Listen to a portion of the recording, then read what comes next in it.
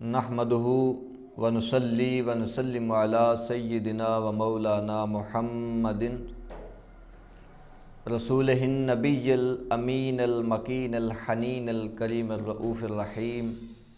اما بعد فاعوذ باللہ من الشیطان الرجیم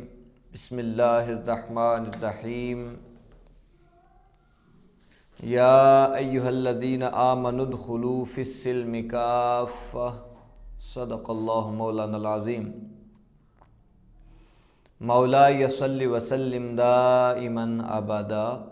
على حبیبک خیر الخلق كلهم یا رب بالمصطفى بلغ مقاصدنا واغفر لنا ما مضى یا واسع الکرم۔ معزز و محترم سامعین و ناظرین، اللہ رب العزت کا بے پایاں لطف و کرم اور فضل و احسان ہے کہ اس نے ہمیں رمضان المبارک کی پر نور ساعتوں میں آقا علیہ الصلاۃ والسلام کی سیرت طیبہ کے مختلف پہلوؤں کو سمجھنے کے لیے نور رمضان اور فیضان سیرت کے عنوان کے تحت سیریز کے آغاز کی توفیق عطا فرمائی۔ اللہ رب العزت اس کار خیر میں ہمیں استقامت عطا فرمائے اور اللہ تعالیٰ آقا علیہ الصلاۃ والسلام کی سیرت طیبہ کا ہمیں کامل فہم نصیب فرمائے۔ ناظرین کرام، پچھلی نشست میں ہم نے آقا علیہ الصلاۃ والسلام کی سیرت طیبہ سے ایک بہت اہم پہلو کہ اسلامی معیشت میں استحکام کے لیے ضروری ہے کہ معیشت کو سود سے پاک کر دیا جائے، تو اس پہ ہم نے گفتگو کی تھی، اور پھر اس سے پیچھے ایک نشست میں ہم نے اسلام کے تصور جہاد پہ مفصل گفتگو کی تھی۔ تو آج کی نشست میں ہم انشاءاللہ تعالی گفتگو کریں گے اسلام کے اس مزاج پر کہ جو امن کا مزاج ہے، یعنی اسلام اور خدمت انسانیت، اسلام اور امن انسانیت، یہ ہمارا آج کا موضوع ہوگا، جس میں ہم بہت ضروری چیزوں کو زیر بحث لائیں گے آقا علیہ الصلاۃ والسلام کی تعلیمات کی روشنی میں، اور حضور صلی اللہ علیہ وآلہ وسلم کی سیرت طیبہ کی روشنی میں سمجھنے کی کوشش کریں گے کہ کس قدر محنت کے ساتھ اسلام نے عالمی سطح پر امن کا بول بالا کیا۔ ناظرین کرام، انسان کی جبلت اور فطرت میں امن ہے، انسان فطرتاً امن کا ہی قائل ہے اور امن کا ہی خواہاں ہے۔ یوں کہہ لیں کہ انسان کی فطرت میں شامل ہے کہ وہ امن کا متلاشی ہے اور امن میں رہنا چاہتا ہے، امن سے زندگی گزارنا چاہتا ہے۔ تو یہ انسان کی فطری اور جبلی ایک حقیقت ہے جس کو کہ کبھی کسی صورت بھی انکار نہیں کیا جا سکتا۔ تاریخ انسانی میں وقتاً فوقتاً انبیاء کرام کا تشریف لانا، انسانی ارتقاء، اور پھر مختلف اوقات میں کئی قوانین اور اصولوں کا مدون ہونا، اور پھر تاریخ میں کئی مقامات پہ کئی تاریخی ابواب میں ہم دیکھتے ہیں کہ انسانی تفاوت، انسانی درجہ بندی، اور پھر اس کے بعد مختلف طاقتوں اور مختلف گروہوں کی طرف سے جب انتشار و افتراق کی کیفیات پیدا ہوئیں تو انسانیت نے ان کا مقابلہ کیا اور الٹیمیٹلی امن کی راہوں پہ گامزن ہوئے۔ تو یہ انسان کا مزاج ہے کہ وہ امن چاہتا ہے۔ اب یہ امن کو جو برباد کرنے کے لیے آتے ہیں وہ بھی کوئی دوسری مخلوق نہیں ہوتی، وہ بھی انسان ہی ہوتے ہیں۔ انسان ہی جب اپنے حقوق و فرائض سے اپنے معاملات سے اور اپنی حدود سے تجاوز کرنے لگ جائے تو وہ دولت کا پجاری بن جاتا ہے، پھر وہ اعلیٰ عہدے اور منصب کا پجاری بنتا ہے۔ تو جب حرص، لالچ، طمع جیسی برائیاں جنم لے لیتی ہیں تو پھر انسان انسانیت سے گر کے بہیمیت کے درجوں میں چلا جاتا ہے۔ تو وہی انسان جو اگر حقوق و فرائض کی ادائیگی کرنے والا ہو، اور وہی انسان جو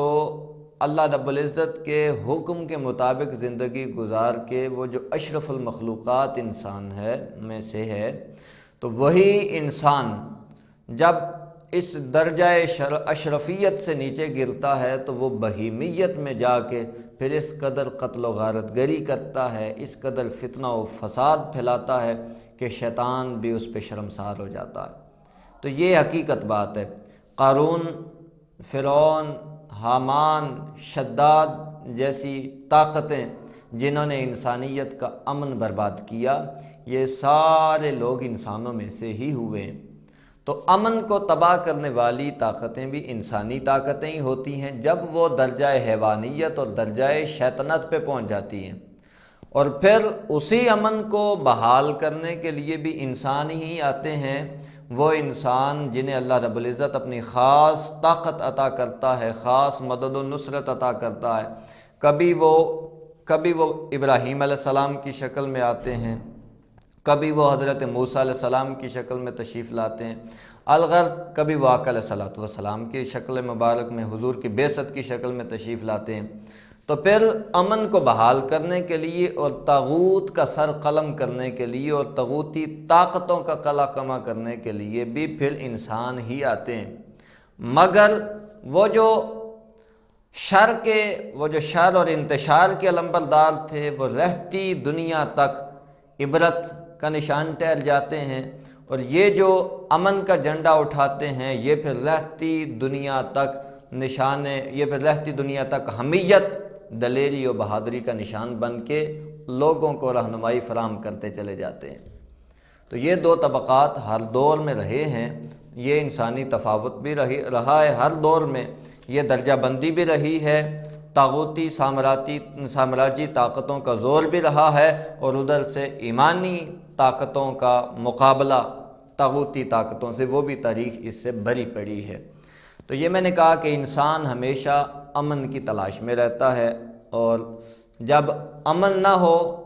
ہو تو پھر انسان کا جینا دوبر اور مشکل ہو جاتا ہے، تو وہ پھر محنت کرتا ہے کسی نہ کسی طریقے سے دوبارہ امن کی راہوں پہ گامزن ہو۔ تو عرب کے معاشرے میں جہاں ظلم و بربریت انتہا پہ پہنچ چکی تھی، ظلم اپنی حدیں پار کر چکا تھا، فسق و فجور اپنی حدیں کراس کر چکا تھا، جہاں کفر و شرک کے بادل چھائے نظر آتے تھے، لوگ شیطان کے پیچھے چل کے دوزخ کے ایندھن بن چکے تھے، سر انسان ایک پتھر کا پجاری بن چکا تھا، اور انسان درجہ انسانیت سے گر کے بہیمیت کے درجوں پر انسانی قدروں کو پامال کر رہا تھا، اور انسان حرص، طمع اور لالچ اپنے دل میں لے کر خواہش نفس کا پیروکار اور پجاری بن کے انسانی حقوق کو پامال کرتا جا رہا تھا۔ اس وقت آقا علیہ الصلوۃ والسلام نے جب اعلان نبوت فرمایا، حضور علیہ الصلوۃ والسلام کی بعثت کے بعد،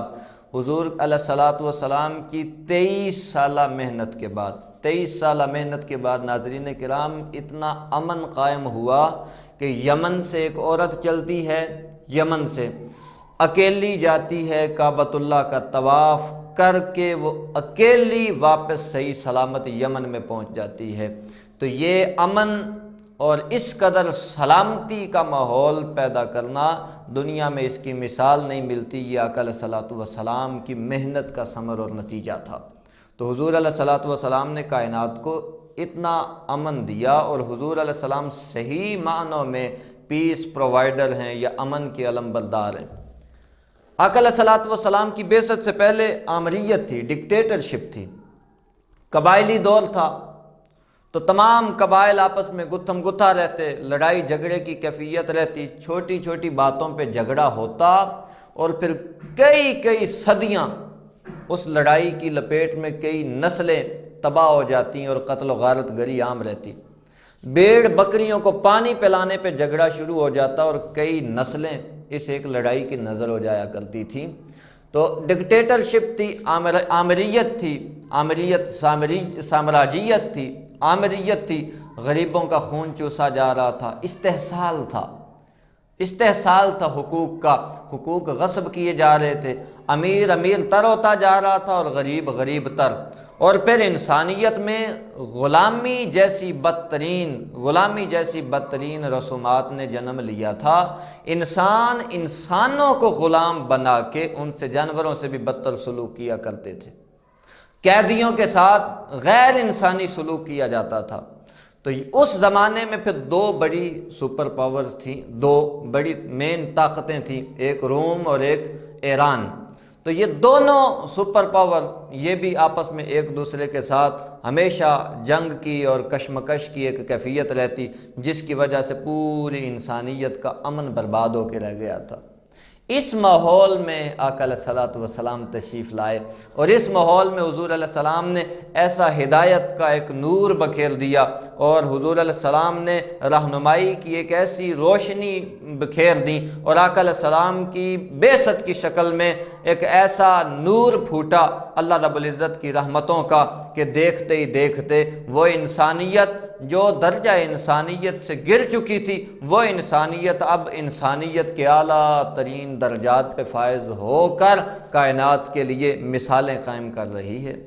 تو یہ آقا علیہ الصلوۃ والسلام کا، حضور علیہ السلام کا معجزہ بھی تھا، صلوات والسلام کی محنت بھی تھی کہ 23 سالہ دور نبوت میں آقا علیہ السلام نے کائنات کا رخ بدل دیا اور کایا پلٹ دی تاریخ کا ایک نیا دور شروع ہوا حضور علیہ الصلوۃ والسلام کی آمد سے۔ ورنہ اور تو کسی کی کیا بات کریں، عربوں کا حال یہ تھا، عربوں کا، کہ صرف لسانی عصبیت اس قدر تھی کہ وہ اپنے علاوہ پوری دنیا میں ہر زبان بولنے والوں کو گونگا سمجھا کرتے تھے۔ تو جو عرب نہیں ہیں، عربوں کے نزدیک ان کی حیثیت نہیں تھی، گورا کالا آپس میں لڑائی جھگڑے ہوتے، انسان برابر نہ تھے۔ بنت حوا کے سر پہ کوئی چادر رکھنے والا نہ تھا، یتیم کے سر پہ کوئی ہاتھ رکھنے والا نہ تھا، مسکین کو بٹھا کے کوئی کھانا کھلانے والا نہ تھا، قیدیوں کو ان کے حقوق دینے والا کوئی نہ تھا، ماں باپ بوڑھے ہو جاتے، بزرگ ہو جاتے، معاشرے میں ذلیل ہو جاتے، مگر کوئی ان کا پرسان حال نہ تھا۔ آقا علیہ الصلوۃ والسلام نے آ کے تمام تر انسانی طبقات کو، سسکتی ہوئی انسانیت کو حقوق و فرائض کا ایک نظام دے کر اعلیٰ ترین قواعد متعارف کروائے۔ تو یہ آقا علیہ الصلوۃ والسلام کی سیرت طیبہ کا فیضان تھا کہ کائنات کو حقیقی امن نصیب ہوا، حقیقی امن سے شناسائی ہوئی کائنات کو۔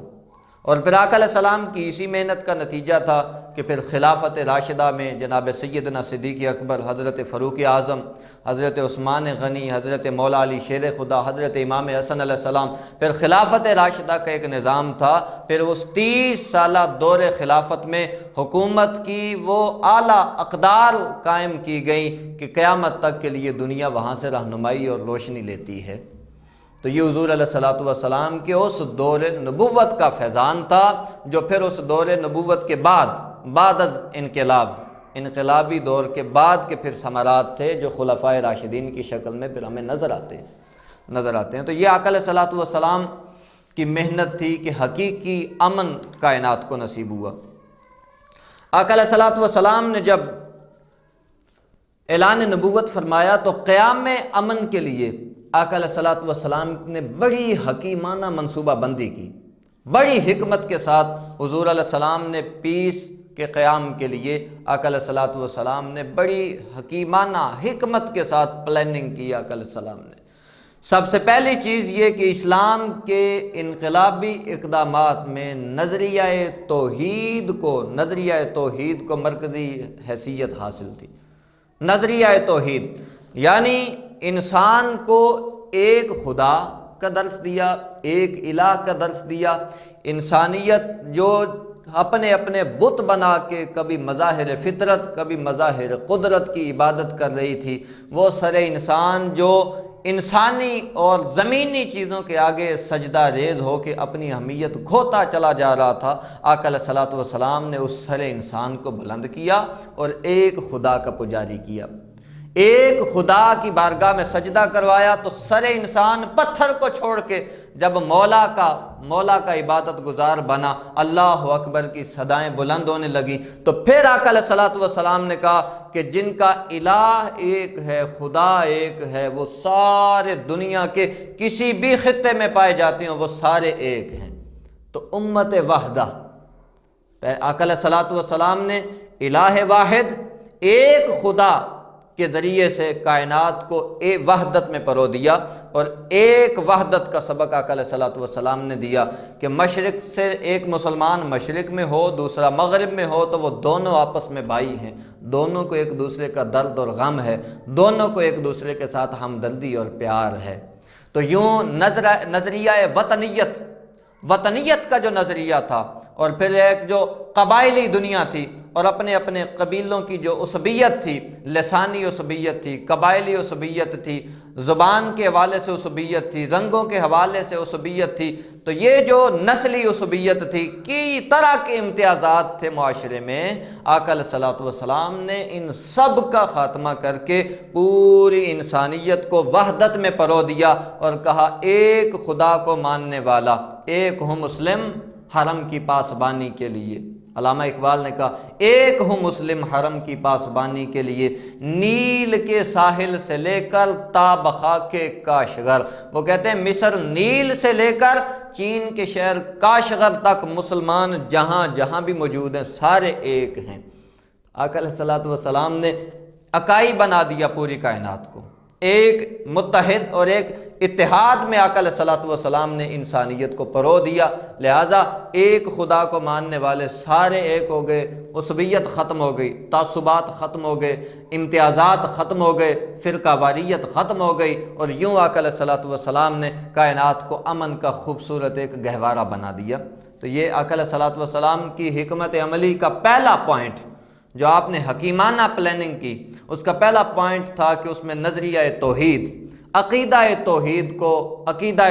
کو سینٹرل سٹیٹس دیا گیا، مرکزی حیثیت دی گئی، اور پھر عقیدہ توحید کے سائے تلے تمام آنے والوں کو آقا علیہ الصلوۃ والسلام نے اتحاد کی لڑی میں پرو دیا۔ تو یہ آقا علیہ السلام کی حکیمانہ منصوبہ بندی تھی اللہ رب العزت کے احکامات کی روشنی میں۔ دوسرا، حضور علیہ الصلوۃ والسلام نے بہترین ایک نظام دیا حقوق و فرائض کا۔ لڑائی تب شروع ہوتی ہے، جھگڑے تب شروع ہوتے ہیں، بد امنی اور انتشار تب پھیلتا ہے جب حقوق دینے والے اپنے حقوق ادا نہ کریں اور حقوق لینے والوں کو ان کے حقوق نہ ملے۔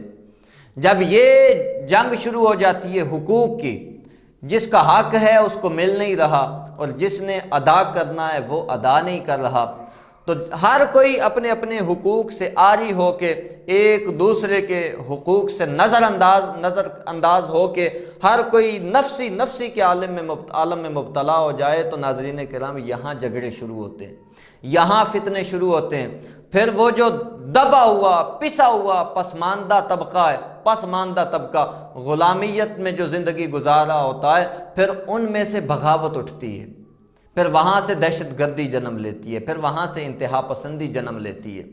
اور یہ جو ایک طبقہ حقوق پہ ملکیت اپنی سمجھتا ہے، دولت پہ اپنی ملکیت سمجھتا ہے، چند ہاتھوں میں دولت ہوتی ہے، یہ سکون سے پہلے عاری ہوتے ہیں، اطمینان قلب تو انہیں پہلے نہیں ملتا ہوتا، انسانی قدروں سے دوری کی وجہ سے اطمینان قلب یہ کھو بیٹھتے ہیں۔ اب جب انہیں نظر آتا ہے کہ ادھر سے بغاوت ہو رہی ہے، یا انہیں نظر آتا ہے کہ ادھر سے لوگ سر اٹھا رہے ہیں اپنے حقوق کے لیے، تو یہ پھر اپنے نفس کی آگ بجھانے کے لیے جو پیسے کے پجاری ہیں، پیسے کی خاطر، نفس کی خاطر، یہ پھر بے دریغ قتل کرتے ہیں، خون بہاتے ہیں، لاشیں اٹھائی جاتی ہیں۔ تو یہ حقوق و فرائض، جس معاشرے میں حقوق و فرائض کی ادائیگی کا اچھا نظام نہیں ہے، اس معاشرے میں عدل قائم نہیں ہو سکتا۔ آقا علیہ الصلوۃ والسلام نے تمام تر انسانی طبقات کے لیے بہترین حقوق کا چارٹر دیا۔ آج جو آ کے حقوق انسانی کا ایک عالمی چارٹر بنتا ہے، تو وہ تمام تر کلوزز جو آج انٹرنیشنل ہیومن رائٹس کا جو چارٹر ہے اس میں جن کو مینشن کیا جاتا ہے وہ تمام تر کلازز نہ صرف 1500 سال پہلے آقا علیہ الصلوۃ والسلام کے اس دور نبوت میں اس ریاست مدینہ میں نہ صرف موجود تھے بلکہ ان کی کامل امپلیمنٹیشن تھی۔ نمونہ ہے وہ ہمارے سامنے، اسی لیے قرآن نے کہا نا لَقَدْ كَانَ لَكُمْ فِي رَسُولِ اللَّهِ أُسْوَةٌ حَسَنَةٌ، ہمارے سامنے وہ مثالیں موجود ہیں۔ تو حضور علیہ الصلوۃ والسلام نے حقوق و فرائض کی بجا آوری کا احساس معاشرے میں پیدا کیا، زندہ کیا احساس۔ ہر کوئی اپنے اپنے فرائض، ہر کوئی اپنے اپنے حقوق ادا کرنے والا بن گیا، یہاں تک کہ وہ وقت بھی دیکھا ہے دنیا نے۔ ناظرین کرام، وہ مکہ و مدینہ، وہ عرب کی سرزمین جہاں عصبیت انتہا پہ تھی، جہاں ارتکاز دولت تھا، جہاں غریب اور امیر کا فرق تھا، جہاں معاشرے میں تفاوت تھا، جہاں لڑائی جھگڑے دہشت گردی تھی، فتنہ پروری انتہا پسندی تھی، ایک وہ وقت بھی آتا ہے کہ ایک امیر شہر سارے مدینے میں اپنے ہاتھ پہ زکوٰۃ کا مال رکھ کے پورے شہر مدینہ میں گھوم پھر کے شام کو گھر واپس آ جاتا ہے، پورے شہر مدینہ میں کوئی مستحق زکوٰۃ نظر ہی نہیں آتا۔ پھر یہ آقا علیہ الصلوۃ والسلام کی محنت کا نتیجہ ہے کہ پھر تمام تر سرداران جو چلتے تھے تو ان کے کپڑے پیچھے 6 فٹ تک گھسٹتے چلے آتے تھے اور یہ چدراہٹ کی علامات ہوا کرتی تھی۔ وہ تمام سرداران نیچے کھڑے تھے، آقا علیہ الصلوۃ والسلام نے حبشہ کے بلال کو کعبہ کی چھت کے اوپر کھڑا کر دیا۔ تو یہ آقا علیہ الصلوۃ والسلام نے نظام دیا، اتنا امن بپا کیا آقا علیہ الصلوۃ والسلام نے حقوق و فرائض کے اس نظام کو مضبوط کرنے کے بعد۔ یہ آقا علیہ الصلوۃ والسلام کی اس پلاننگ کا دوسرا پوائنٹ تھا کہ حقوق و فرائض پہ زور دیا۔ پھر آقا علیہ الصلوۃ والسلام نے معاشرے کی جو ایک سب سے چھوٹی اکائی ہوتی ہے، سب سے چھوٹی اکائی گھر، جو بیسک یونٹ ہے معاشرے کا، سب سے چھوٹی اکائی ہے گھر۔ حضور علیہ الصلوۃ والسلام نے بہت زیادہ فوکس کیا اس بیسک یونٹ کو، گھر کو۔ حضور علیہ الصلوۃ والسلام نے چھوٹی چھوٹی باتوں، گھر کی چھوٹی چھوٹی ضروریات پہ آپ نے رہنمائی فرمائی، بہن بھائیوں کے حقوق متعارف کروائے، والدین کے حقوق متعارف کروائے، اولاد کے حقوق متعارف کروائے، پھر ہمسایوں کے حقوق متعارف کروائے،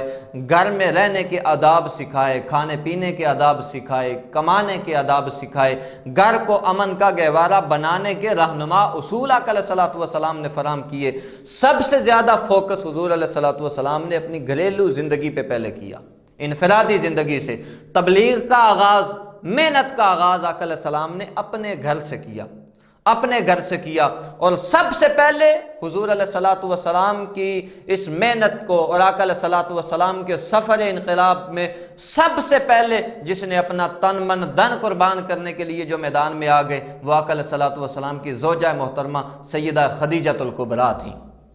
پھر آقا علیہ الصلوۃ والسلام کے چچا زاد بھائی حضرت مولا علی شیر خدا تھے۔ یہ میں گھر کی بات کر رہا ہوں کہ جنہوں نے سب سے پہلے حضور علیہ الصلوۃ والسلام کی نبوت کی تصدیق کی، آقا علیہ الصلوۃ والسلام کے سب سے پہلے دست و بازو بنے، سب سے پہلے آقا علیہ الصلوۃ والسلام کے پیچھے نماز پڑھی، اور پھر سب سے قریبی دوست آقا علیہ الصلوۃ والسلام کے حضرت ابوبکر صدیق۔ یہ وہ لوگ ہیں جنہوں نے اسلام کو بالکل ابتدا سے، انیشیٹو سے اسلام کی آبیاری کی، اور اسلام کی آبیاری کے لیے، اس گلستان کے لیے جنہوں نے اپنا مال بھی دیا، اپنی دولت بھی، اپنا وقت بھی، اور اپنی تمام تر توانائیاں اور قوتیں صرف کر دیں۔ تو حضور علیہ الصلوۃ والسلام نے بیسک یونٹ گھر پہ زور دیا آقا علیہ الصلوۃ والسلام نے، اور پھر حقوق متعارف کروائے۔ اور حضور علیہ الصلوۃ والسلام نے نسلی امتیاز کو ختم کیا، لسانی امتیاز کو ختم کیا، اور دنیا نے پھر یہ منظر دیکھا کہ بڑے بڑے جو قبائل کے سردار ہیں، قبیلوں کے سردار اپنی سلطانی بھول بیٹھے، حبشہ کے بلال کے ساتھ بیٹھے کھانا کھاتے ہیں۔ یہ نظام آقا علیہ الصلوۃ والسلام نے دیا۔ آج یہ ساری چیزیں آج جب یورپ ویسٹرن ورلڈ حقوق انسانی کی بات کرتا ہے، حقوق انسانی کی بات، تو اندر سے ایک آواز اٹھتی ہے، ایک آگ لگ جاتی ہے کہ کاش اگر امت مسلمہ آقا علیہ الصلوۃ والسلام کی سیرت طیبہ اور سنت طیبہ کے ساتھ صحیح معنوں میں جڑی رہتی، تو آج یہ عالم اسلام مغرب کے غلام نہ ہوتے، ان کے ذہن مغربیت زدہ نہ ہو جاتے۔ یہ آج یوں کشکول لے کے ہمارے حکمران گھومتے پھرتے ہیں، 20 دن انہیں مغربی حکمران منہ تک نہیں لگاتے۔ وجہ کیا ہے؟ آقا علیہ الصلوۃ والسلام کی سیرت سے منہ موڑ لیا ہے۔ حضور علیہ الصلوۃ والسلام کی سیرت طیبہ کے روشن رہنما پہلوؤں سے ہم نے منہ موڑ لیا ہے۔ اس کا نتیجہ پھر یہی نکلنا تھا، ذلت و رسوائی جو آج ہم دیکھ رہے ہیں، یہی نتیجہ نکلنا تھا۔ پھر آقا علیہ الصلوۃ والسلام کی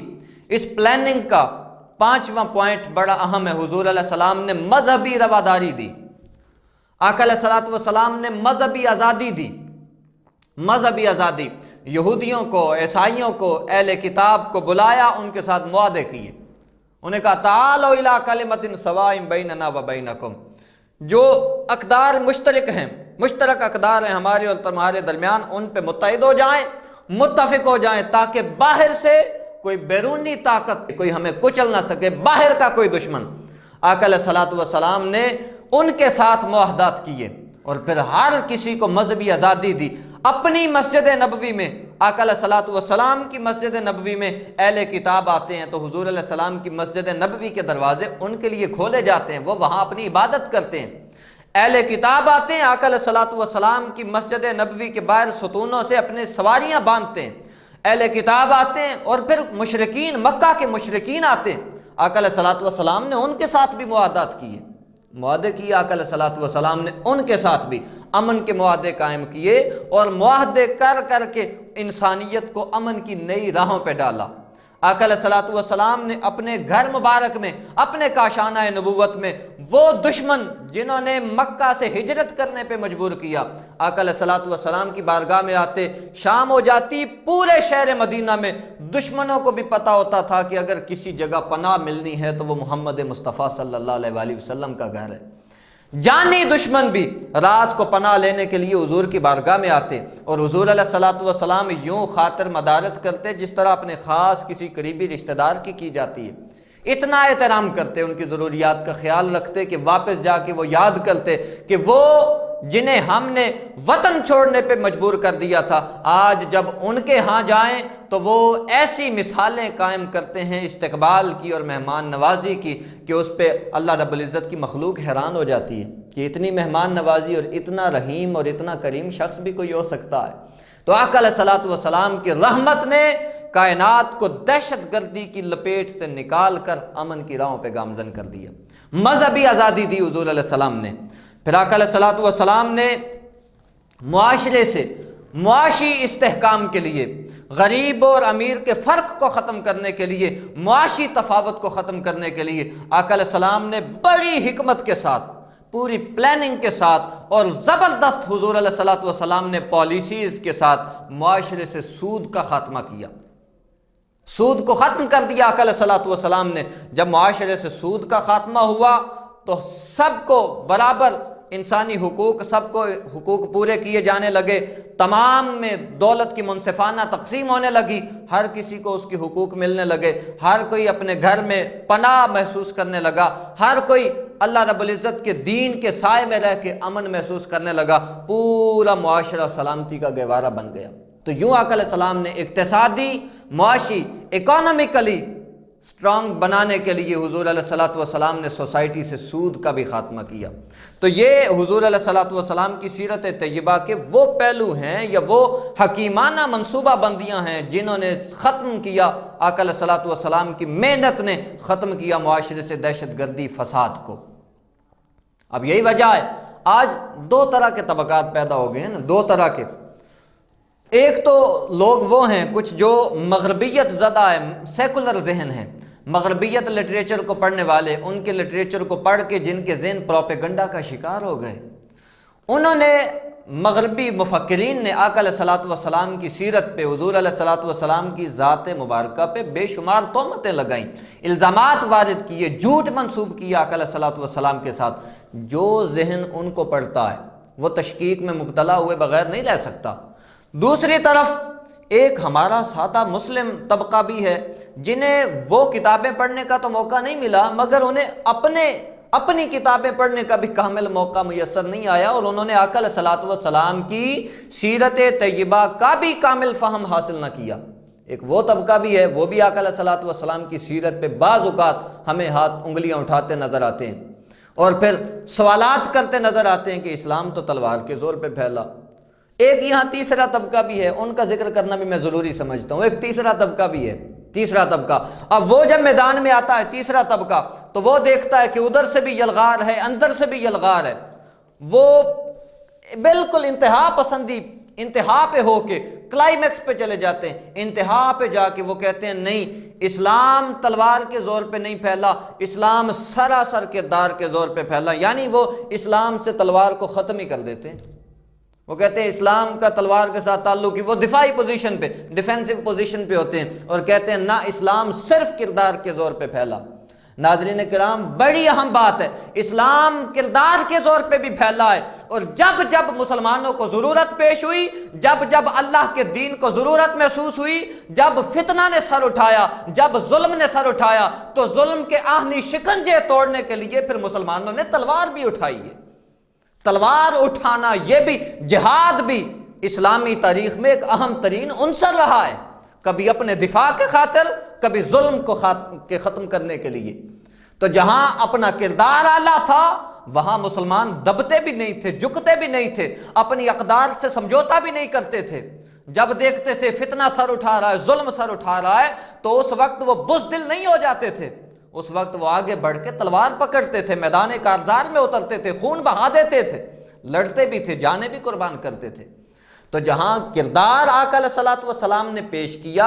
وہاں یہ بھی حضور علیہ الصلوۃ والسلام کی سیرت کا اہم ترین حصہ ہے کہ آقا علیہ الصلوۃ والسلام نے جہاں دیکھا کہ ظلم پر مار رہا ہے، ظلم اٹھ رہا ہے، ظلم بچے جن رہا ہے کوچہ و بازار میں، جب آقا علیہ الصلوۃ والسلام نے ظلم کو بڑھتے ہوئے دیکھا تو حضور نے اس ظلم کو کچل ڈالنے کے لیے بھی محنت کی۔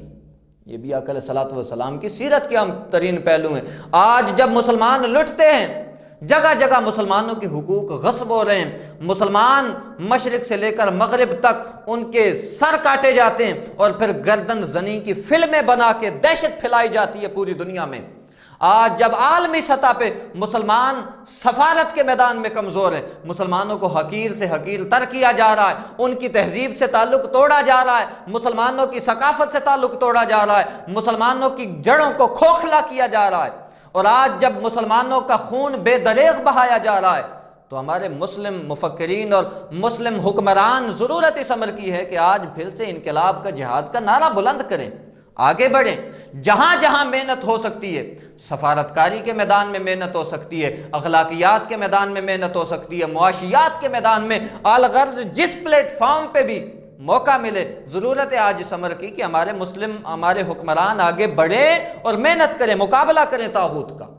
یہ بھی آقا علیہ الصلوۃ والسلام کی سیرت کا ایک حصہ ہے۔ تو حضور علیہ الصلوۃ والسلام نے امن دیا کردار کے زور پہ، کردار کے زور پہ، لیکن اس امن کو کچلنے کے لیے جب جب ظلم اٹھا، جب جب طاغوتی طاقتیں، استعماری طاقتوں نے سر اٹھایا، تو آقا علیہ الصلوۃ والسلام نے پھر ان کا مقابلہ بھی کیا۔ تو لہٰذا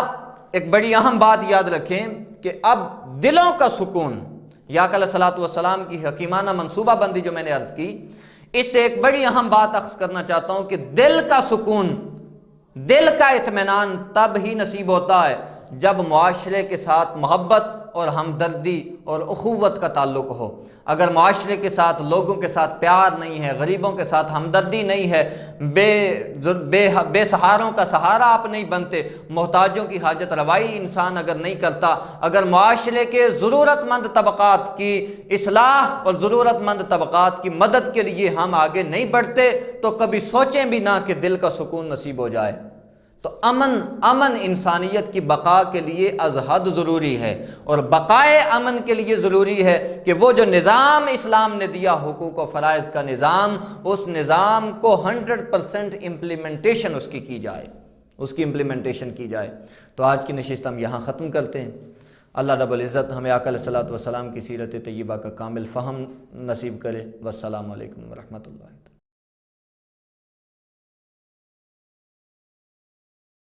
سب سے پہلے نئی ویڈیوز کو حاصل کرنے کے لیے آفیشیل یوٹیوب چینل کو سبسکرائب کریں اور بیل آئیکن کلک کریں۔